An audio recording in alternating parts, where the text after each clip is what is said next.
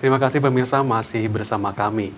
Dan sebentar lagi DPD Partai Golkar Purwakarta akan mengajukan pergantian antar waktu atau PAW kepada DPRD. PAW diajukan Golkar setelah salah satu anggota DPRD dari partai tersebut wafat beberapa waktu lalu. Mekanisme PAW diatur dalam peraturan KPU nomor 6 tahun 2017. Namun pada praktiknya di sejumlah daerah ada kekisruhan terkait PAW. Nah, beberapa di antaranya sampai masuk ke ranah hukum. Kita berharap PAW di Purwakarta dari partai manapun pengajuannya akan berjalan dengan lancar dan kondusif. Nah, untuk membahas soal ini, di studio telah hadir Bapak Agus Yasin, mantan anggota DPRD dari fraksi Golkar. Ya, baik, saya akan sapa langsung pemirsa. Selamat malam, Bapak. Selamat malam. Ya, terima kasih sudah hadir di Cipta TV ya. Ya. Gimana kabar malam hari ini, Pak? Sehat, Pak? Baik, alhamdulillah baik. Baik ya, baik. Terima kasih Bapak sudah hadir di Cipta TV tentunya ya. Nah, secara umum, Bapak mungkin bisa jelaskan ya, seperti apa mekanisme dari peraturan antar waktu atau PAW, Pak? Yang masalah mekanisme rujukannya kan udah jelas bahwa untuk pengganti antar waktu itu sesuai dengan peraturan KPU nomor 6 tahun 2017. Jadi sudah jelas itu bahwa secara aturan maka penggantinya adalah suara terbanyak berikutnya. Suara terbanyak berikutnya. Iya, itu merujuk kepada aturan sesuai dengan Undang-Undang 42 sebagai perubahan dari Undang-Undang nomor 17 2014 sebagai rujukan dari PKPU nomor 6 itu. Ya. Apakah Bapak yakin Partai Golkar sebagai partai besar di Purwakarta akan melaksanakan PAW sesuai peraturan yang telah ditetapkan? Ya harus, karena apapun aturan itu dibuat menjadi koridor. Kalaupun terjadi sesuatu yang di luar, itu kan harus ada alasannya. Ya, apa alasannya itu, Pak? Ya alasannya kan sudah jelas secara aturan bahwa kalau memang misalnya si calon pengganti ini berhalangan tetap mengundurkan diri, dikeluarkan dari partai atau dia sudah pindah ke partai lain atau ada persoalan lain yang menyangkut dengan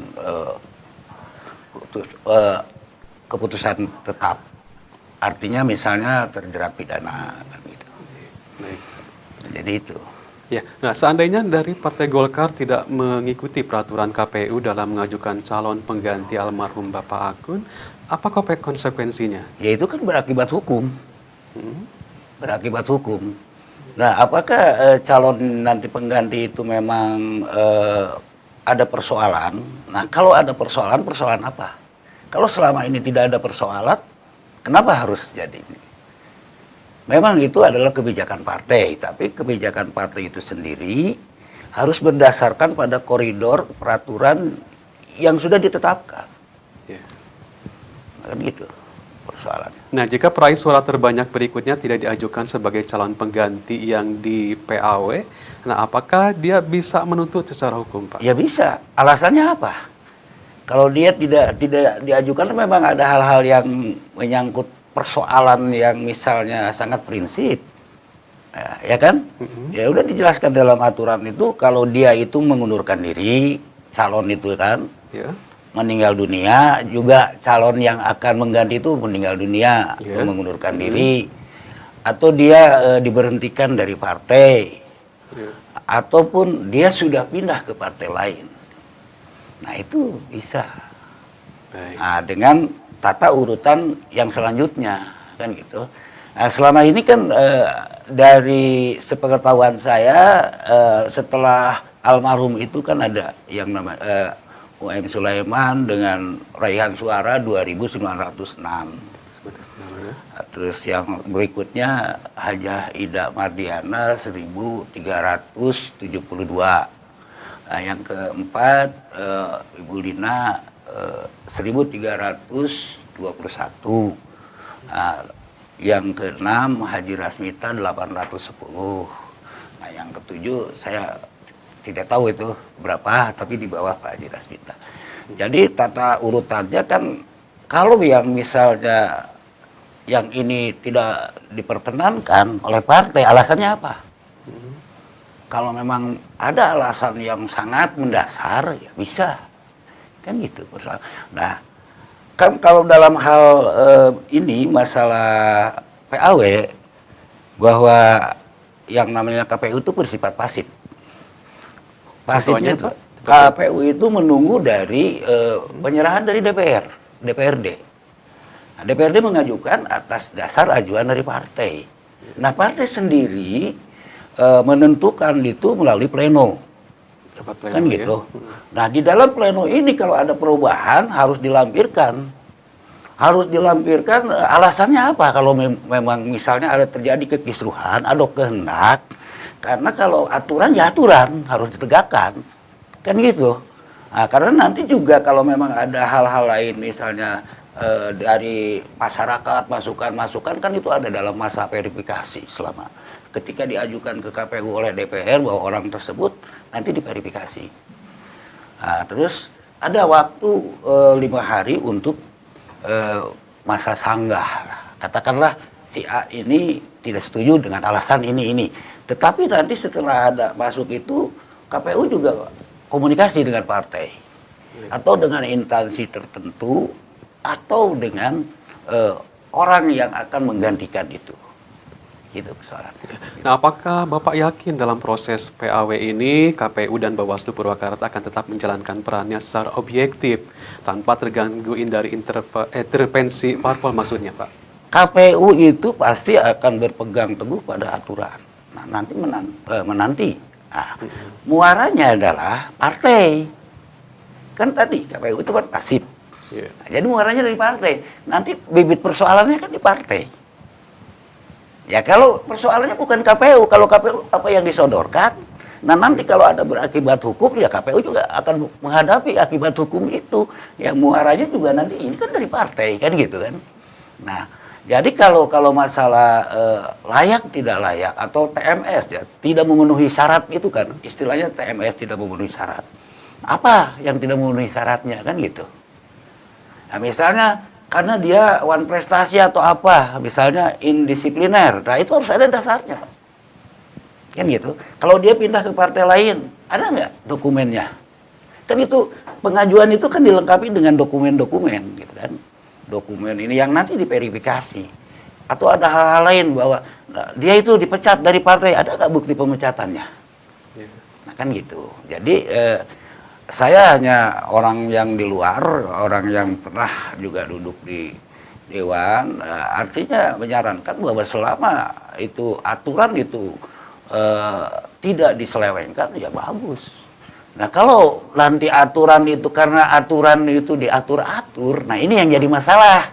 Karena kalau politik itu biasanya bukan persoalan perhitungan, tapi pertarungan. Nah ini kan yang dimainkan oleh itu kan, aturan yang dimainkan. Jadi bukan aturan main gitu kan. Kan aturan main jelas bahwa setelah ini meninggal ataupun apalah, maka suara yang berikutnya di bawah itu yang menggantikan. Yang menggantikan, Iya. seperti itu ya, Pak. Nah, selama itu juga kalau dia tidak melanggar aturan. Nah, kalau melanggar aturan ya jelas partai otomatis ya udah tidak misalnya karena seseorang itu tidak suka kepada oknum yang ada di atau yang disebut tokoh-tokoh itu dijadikan apa rujukan, ya nggak bisa, kecuali dia sudah melawan atau melawan kebijakan partai, menentang partai atau berkhianat terhadap partai, ya udah itu urusannya itu pleno. Yeah. Kan gitu. Nah, jadi nggak bisa kalau masalahnya oh ini karena dia tidak sesuai, ya itu kan akhirnya kan nggak benar juga aturan kan. Nah maka itu akan berakibat hukum. Nah, apa saran Bapak kepada Partai Golkar, Bapak mantan dari Iya. fraksi dari Golkar? Jalankan aturan itu, jalankan aturan sehingga partai itu tidak menjadi terjadilah perlawanan hukum. Nah kalau perlawanan hukum ini potret buram buat politik di Purwakarta. Kan gitu. Potret buramnya kenapa? Ya kasihan lah. Mereka itu memang dulu berjuang. Karena ada like or dislike, karena dia begini, dia begitu, tidak suka. Bukan itu masalahnya. Ya, saya wajar lah kalau dulu misalnya seorang calon gagal, ada kekecewaan itu biasa. Tetapi selama kekecewaan itu tidak melanggar aturan, tidak melanggar ketentuan yang ada di dalam prosesnya, itu nggak jadi masalah, kan gitu kan. Nah, menjelang PAW atau pergantian antar waktu ini, Partai Golkar terkesan tertutup nih Pak ya. Sejumlah pengurus enggan memberikan statement terkait PAW. Nah, padahal itu penting sebagai pembelajaran politik bagi masyarakat. Nah, menurut Bapak, apa alasan Partai Golkar terkesan menutup diri, Pak? Dia kan gini lah, kalau yang namanya politik, hakikat manusia itu adalah bagian dari situasi politik. Kalau bermain politik itu ya nggak usah takut. Ya kita berpolitik, politik kan tadi saya bilang, politik itu bukan persoalan perhitungan, tapi pertarungan. Ya. Nah, jangan sampai di Purwakarta ini terjadi bahwa di partai politik ini ketergantungan. Ya, jadi jangan soal politis itu ketergantungan, karena ketergantungan ini makanya kita nggak bisa. Kalau kita menentukan bahwa untuk misalnya kenapa orang-orang partai nggak banyak bicara, seharusnya harus berbicara karena nanti juga dipublikasikan. Kenapa sih takut? Kenapa sih takut? Ya selama tidak melanggar aturan partai, ya, PO-nya partai, peraturan organisasi, ADART, kenapa tidak bicara?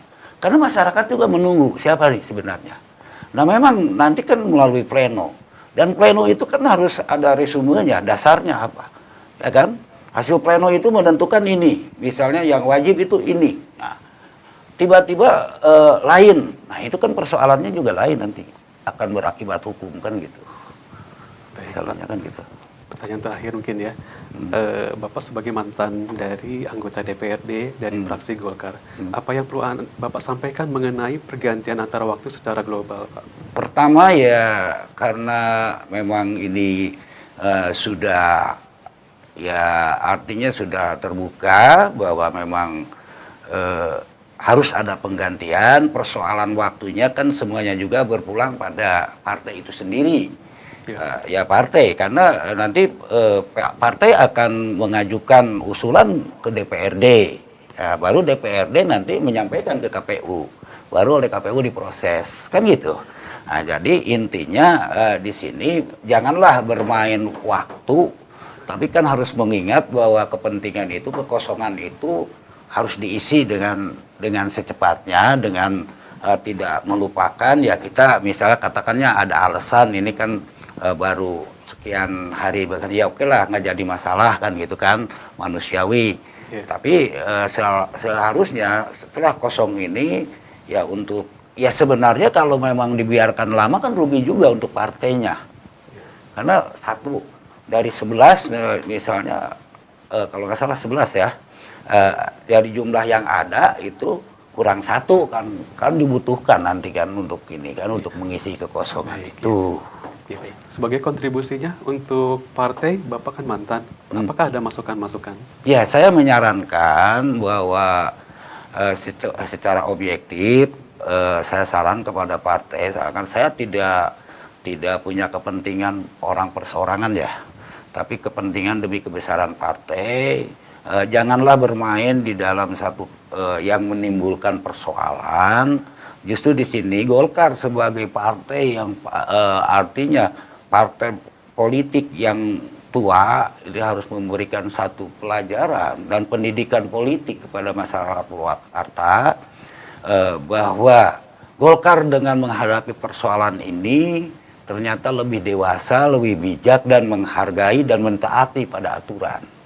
Jadi tidak akhirnya timbul persoalan yang berakibat hukum dan sehingga masyarakat akan tahu. Dan ini kan efeknya lain nanti. Oh, jadi beginilah. Nah, itulah yang saya harapkan dan saya juga berpesan kepada para pengurus, maka harus ya berjiwa besar dan objektivitas kita perlihatkan. Baik. dalam menentukan. Ya, terima kasih Ya, Pak sama-sama. Bu Yasin ya atas komentarnya. Ya. Baik, pemirsa, jangan kemana-mana. Kami akan kembali setelah jeda pariwara berikut ini.